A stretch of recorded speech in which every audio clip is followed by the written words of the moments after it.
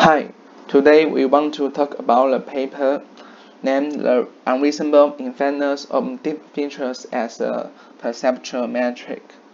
It is published from UC Berkeley, OpenAI, and Adobe Research. Let's see this figure. There are three groups of images, and each group contains the middle reference image and the left-right images. The two images are distortions from the middle reference image. We want to know that whether the left image or the right image is more close to the middle reference image in humans' opinions.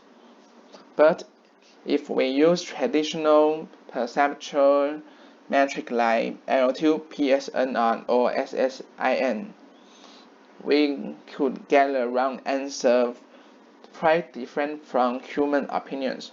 So in this paper, we want to introduce a new method to get the right answers like humans' answers.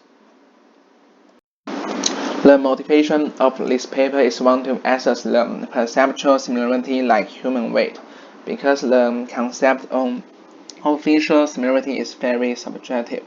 So if we directly use old metric like SL2 as distance and PSNR to get the perceptual similarity, they will not come out with an appropriate answer. So in this paper, we want to introduce a new method to solve these questions. The computer vision community has discovered that internal activations of deep convolutional neural networks, you can call it as features, can be used for a variety of tasks. So the paper says that if they can use this kind of features to solve perceptual summary problem, and in following sessions after conducting some experiments, they found that internal activations indeed correspond to human perceptual judgment and performs very better than commonly used metrics like SSIM and FSIM. In order to try the new model, they first built a new large-scale dataset of human judgments to evaluate questions perceptual similarity. The new dataset is called Berkeley Adobe Perceptual Similarity Dataset. It contains many images and the distortions of images. They want to know the perceptual similarity between batches of images. They want to know their perceptual similarity relationship. The dataset contains traditional distortions, and the traditional distortion, it don't only contain single distortion images, but it also contains distortion images, which is composed of pairs of distortions sequentially. And it also contains CNN-based distortions and distort image patches from real algorithms. In this page, we can see that the dataset contains several distortion types. The left is traditional distortion type, while the right is CNN-based distortion types. And this dataset, it focuses on perceptual similarity rather than quality assessment. For example, we want to know that if we compare B to A and compares B to C, we want to know that which one, A or C, is more similar to B. And we don't want to get a score that B is how much like A. We only want to know the compared result.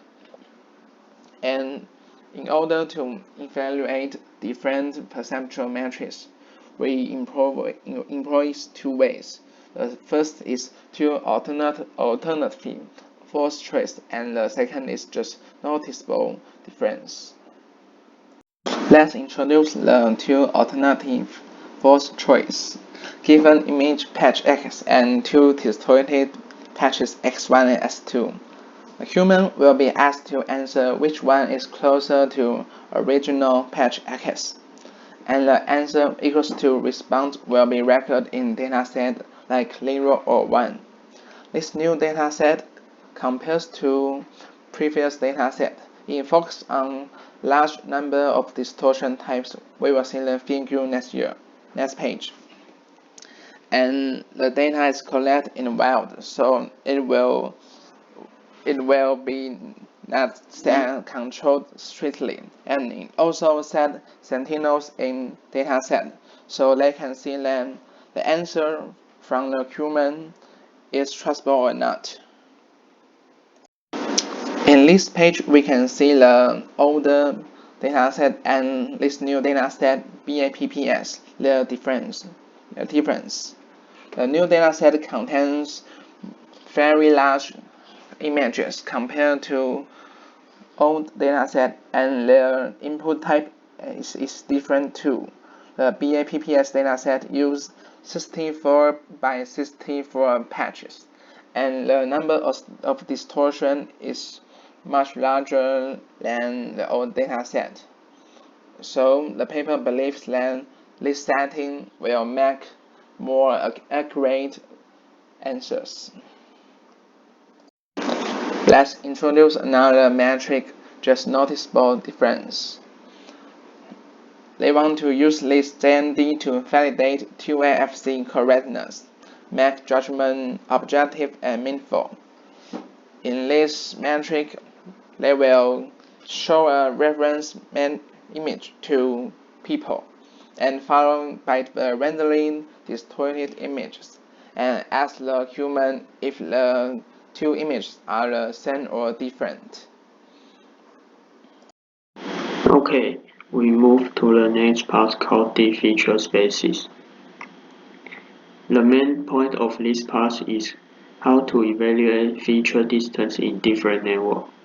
For convolution networks, this paper computes cosine distance in the channel dimension, and then average across spatial dimension and layers of the network. Also, this part will discuss how to tune an existing network on their data.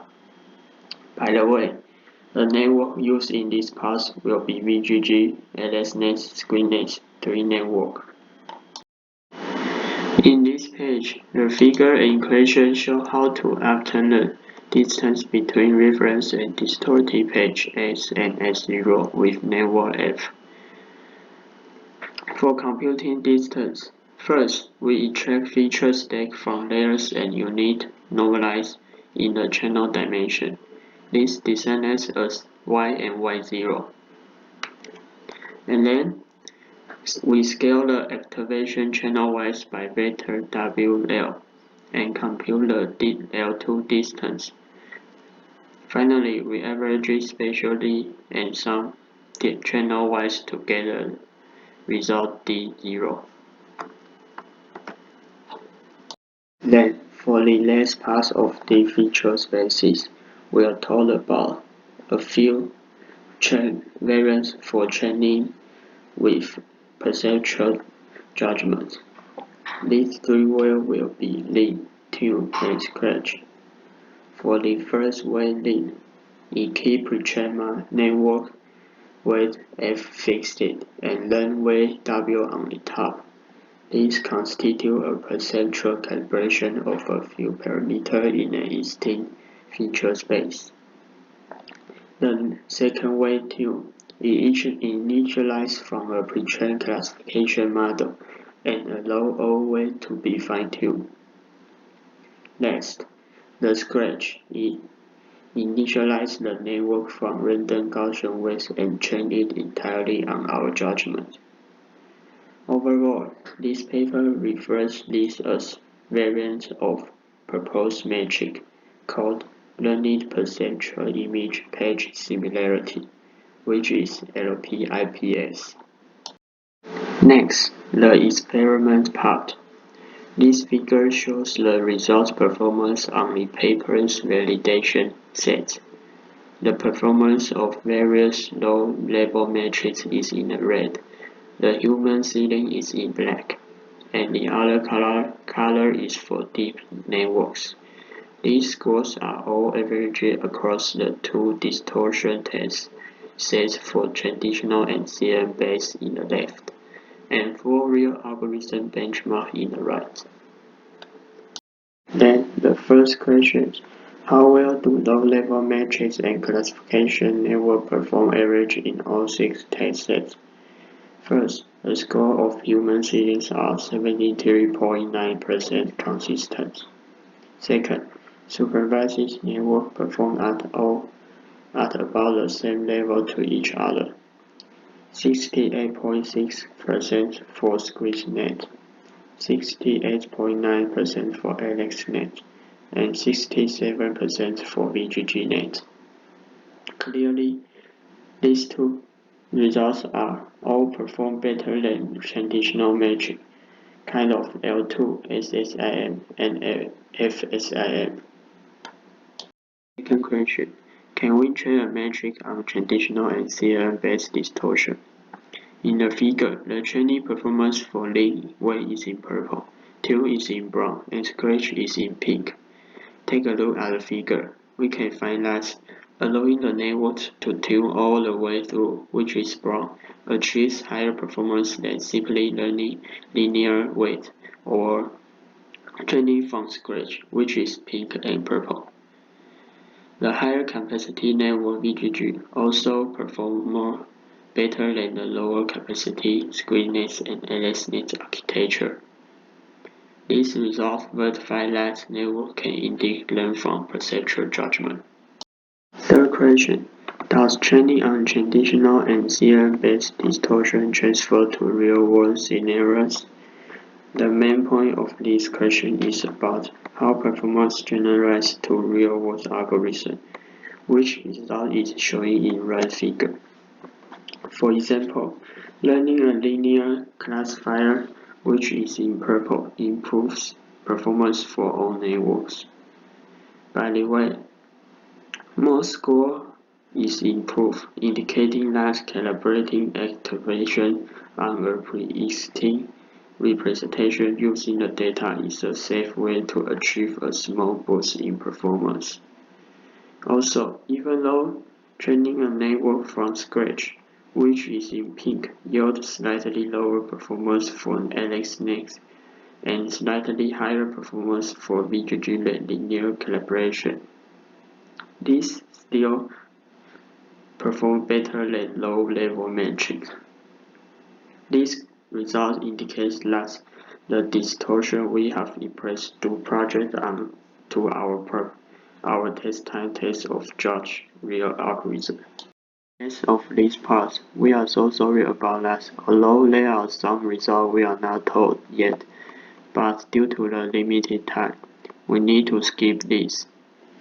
So if someone is interested in the result we are not told, you can check the paper.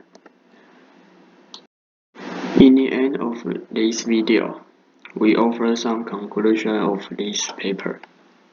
First, the stronger a feature set is at classification and detection, the stronger it is as a model of perceptual similarity judgment, as shown in Table 4 at the bottom. Second, also the end one. A good feature is a good feature. This is mean features that are good at semantic tests are also good at self-supervised and unsupervised tests, and also provide a good model of both human perceptual behavior and macaque neural activity. Thank you for your listening. This is the end.